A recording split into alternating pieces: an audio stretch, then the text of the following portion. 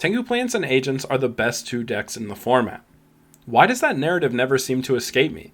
It seems that no matter how many tournaments I stream, how much information I provide, or in-depth guides I make on different strategies, I always find people saying, X deck is fine, but no way is it better than plants or agents. But why is that? Why does every other deck not meet the criteria of being deemed good by the community, and why are Tengu plant and agents put on this pedestal? For most people, when revisiting a format, they will use historical data for their point of reference for strength. Typically, the majority of the community to this day does this as well.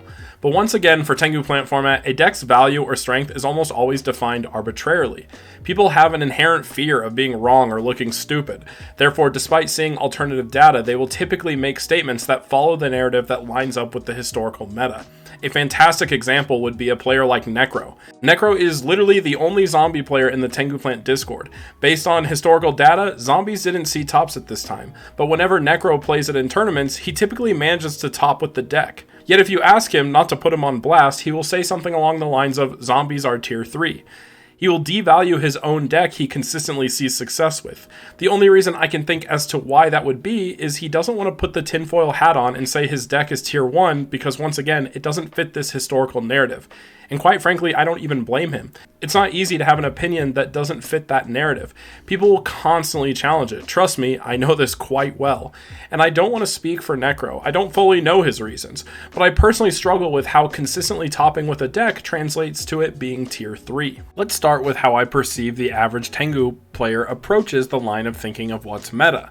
I believe many modern Tengu players view the meta in a pyramid shape. Tengu plants and agents are clearly defined at the top, and the rest spills in as that player sees fit. I can't say for sure, but I would say for most people it goes something like this. Car Curry just won a tournament in the Tengu plant Discord. I wonder what I think about that. Oh, yep, it topped historically. This deck is pretty good. Not as good as Tengu plants and agents though. Scraps, yeah, these guys just won a tournament as well. Let me take a look. Ooh, don't see Scraps here. Yeah, it's not that good. It's okay, I guess. Churak won a tournament? That's silly. I don't know how that happened, but this deck sucks.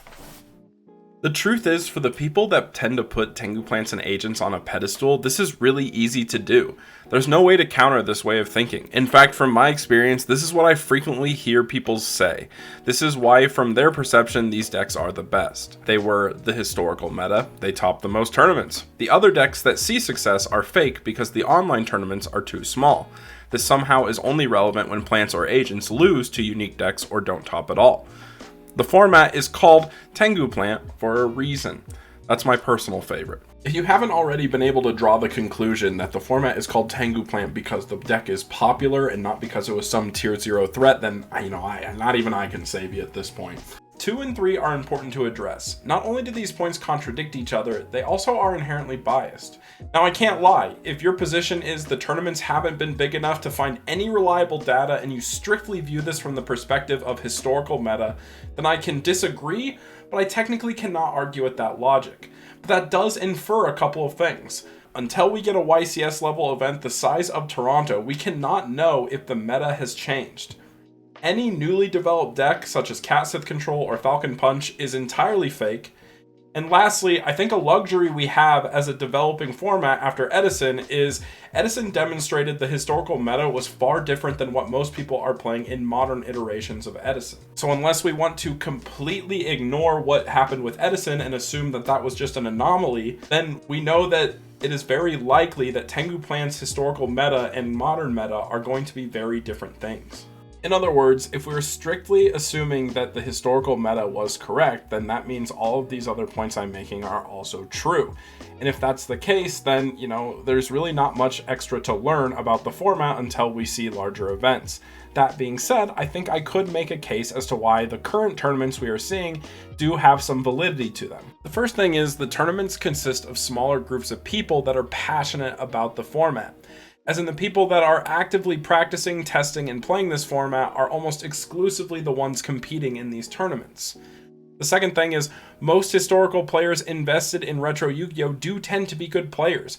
Many players in our tournaments have historical tops, and even some really impressive ones. The third thing is, with less players in the pool, bracket luck becomes less relevant.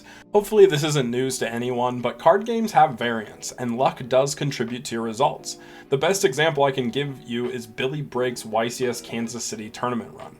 He had just come off of a successful tops at both Toronto and Columbus and was looking for a three-peat. Unfortunately for him, he didn't make the top cut at YCS Kansas City at all. Do you know why? Because Billy Briggs faced off against a random kid, bricked both games, only opening his solemn packages, and entirely lost the game to Dodger Dragon. Yes, you heard me right. Billy had no answer to Dodger Dragon because he bricked so hard, and he lost to that card, knocking him out of the tournament. In other words, while skill is 100% a factor and what netted him tops in the prior YCSs, luck is also a massive contributor to tournament success. Sometimes you just brick and it's out of your control. So to further explain my example, if you're one of the only persons playing a unique deck, it's already inherently unlikely you will top without some form of luck.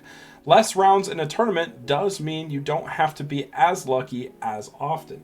The other thing to consider is, given the popularity of plants and agents and the overall skill of the players in the tournaments, you are more than likely to run into plants and agents, which means if you manage to top with a unique deck, you likely had to beat at least a few skilled players on those two decks. Let's take the recent Tengu Mania 6 as an example. In Tengu Mania 6, there were 9 different agents lists and 7 different plant lists. This tournament alone had those two decks controlling 34% of the tournament's total representation. Now let's jump into the top 8 and see that only a single agent deck made it through. For many people, the deck topping reinforces the concept that the deck is the best. But my perception is significantly different. I see this as a bad ratio or conversion rate. If these decks were significantly stronger than the rest, this top cut shouldn't even be possible. I can confidently say, as someone who sees the deck list for every Tengu Plant tournament we host, Tengu Plants and agents fully dominate the representation. If we consider that fact when thinking about these tournaments' results, it's safe to assume for the majority of the other decks that top, facing plants and agents during your tournament run is almost unavoidable. These decks have to be able to beat Tengu Plants and agents to see success. Now, if we compare this to a format like Dragon Ruler and Spellbooks, the two dominant decks were damn near uncontestable by most things. These decks had tools far beyond what other decks could functionally do, and it set them far above the competition. But I genuinely don't feel like plants and agents are anywhere near that level. Sure, they are strong decks with powerful tools, but I don't see them having tools that completely outshine the other available decks in the format. So at this point, you might be justifiably asking, if I don't think Tengu Plants and Agents are that good, then why do they still see success? As I've already stated, these decks are the most popular and therefore oversaturate the representation in tournaments. This means that, based strictly on the fact that the decks are still reasonably good, if multiple people are on them, it is likely they will top. Then by extension, when these decks see tops for most of the people, this self-fulfills the prophecy of them being good. In other words, people will only measure and see the ones that succeeded and ignore the many that failed. The third one is quite relevant in today's metagame, is people play poorly into these decks, which also inflates their results. Let's use this example. I'm blocking out names to not perpetually put this player on blast, but this was a top 8 match of a tournament I covered. This current board the scrap player has is very tough for agents to break. They need exactly Herald of Orange Light, or more reasonably speaking, a Hyperion with the ability to pop to out this board through the scrap player's back row and hand traps. This gives the scrap player a ton of time to improve their board while constantly applying pressure to the agent player by simply killing their monsters. But we then see the agent player just waste a Book of Moon on an attack declaration in front of a Naturia Beast. Are we doing this for Gores?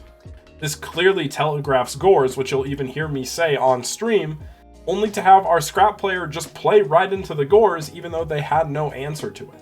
Which is, in my opinion, very incorrect given the board state. See, guys. We better have a follow-up play to this, because I'm upset if we walked into Gores like that. If you've seen my video on how to beat Tengu plants and agents, you know that one of the big things I talked about was not Veiloring the Venus because it doesn't actually accomplish anything. And in this video that Fraser Smith recently uploaded saying this deck is just broken in Tengu plants format, his opponent that he's playing against literally did exactly that. This is another problem I see a lot of players fall into, where they waste all their hand traps on bad cards like Venus or Earth, only to get blown out by Hyperion later because they used all their responses early. There's Agents versus Unknown deck. Might be Gravekeepers with Kushano in the deck. Who knows? Looks like he drew the Veiler for the Venus. Would you Veiler the Venus here always? Absolutely not. Guys, I can't tell you how often I see this sin committed in tournament of Veiloring a Venus or an Earth. While it doesn't necessarily happen all the time, I do see this way too often for how objectively incorrect that play more times than not is.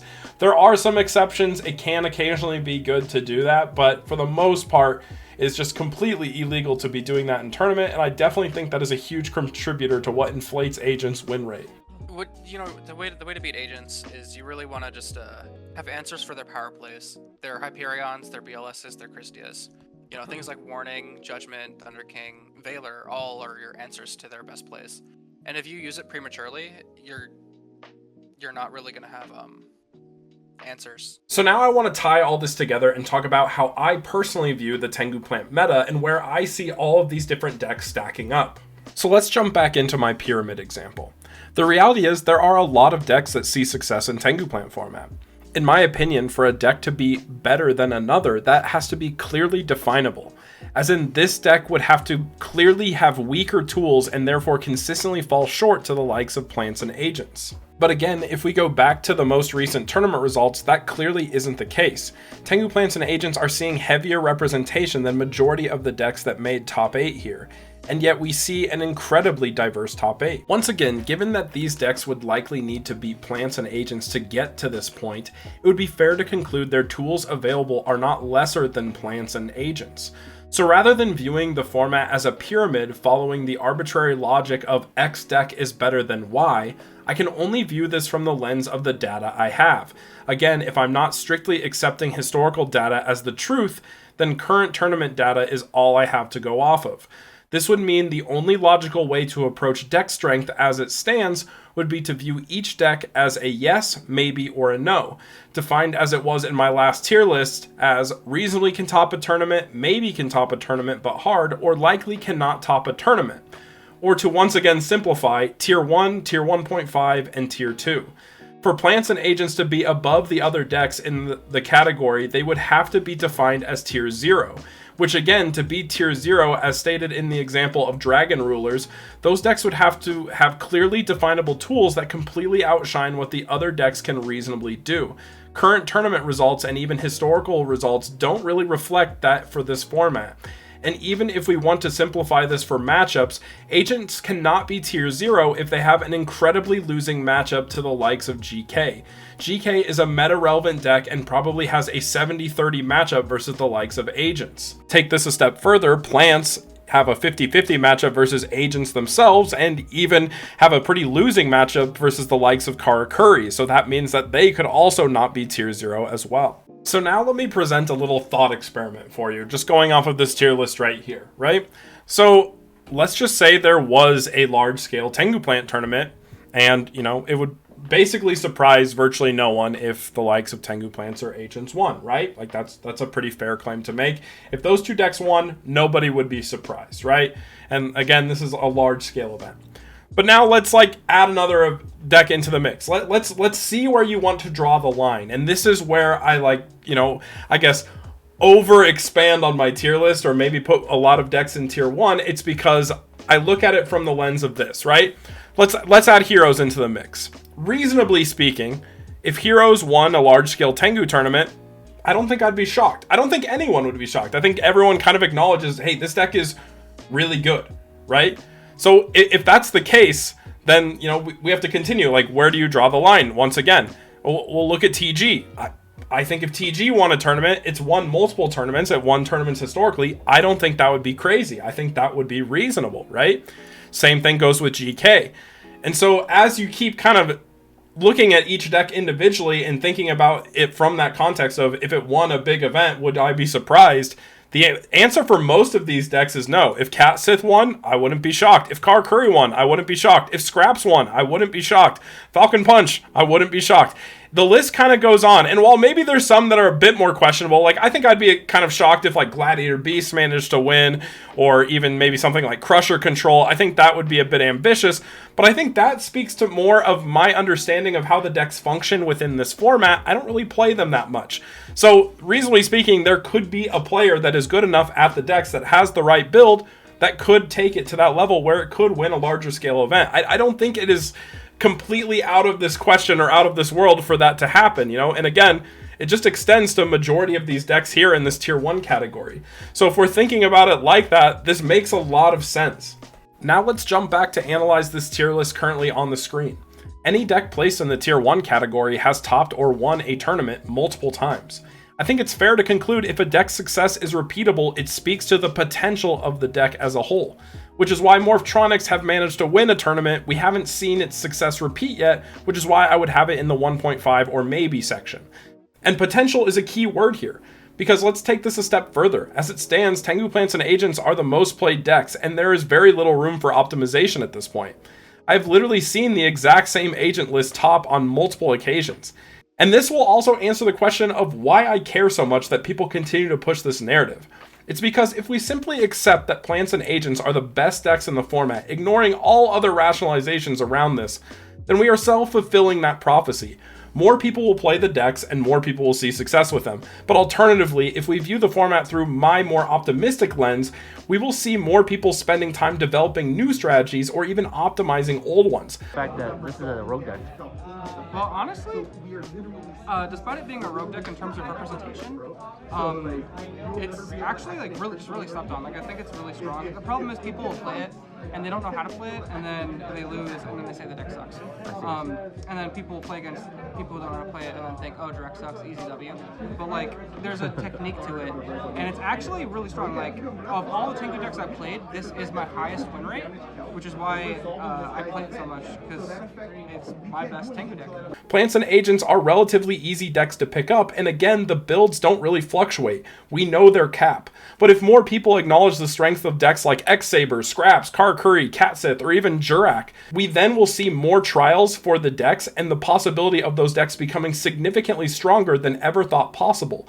In other words, more people playing different decks means better optimization and more frequent tops for those other decks. Guys, the reality is, regardless of what I say here, people are always going to be playing Tengu Plants and Agents in this format, and I likely won't be able to change a lot of people's mind. But the whole goal of this video is for those of you out there that could listen to the reasoning and the logic that I'm presenting. I think this video is for you. I hope that you can take what you're learning and then maybe go apply it to trying to optimize something cool, something interesting, something you like. The reality is, Tengu Plant format is far and away the most diverse format in Yu-Gi-Oh's history, and any deck really can work if you want to put the work in. Some decks are just harder than others to make work or function, and they require optimization or even complete rethinks on how they're actually set up to succeed. It really comes down to the player and what you guys want to do. But for the most part, that is going to wrap it up for this video, guys. Let me know what you guys think in the comments. You know, what your thoughts are, if I'm right, if I'm wrong, you know, feel free to tell me, just keep it civil. But we'll give a quick shout out to my Patreons. So shout out to Grant Johnson, Beast Eyes, Slap God, My Dude, Photo Shooty, Brian Ford, and Sven Albrand.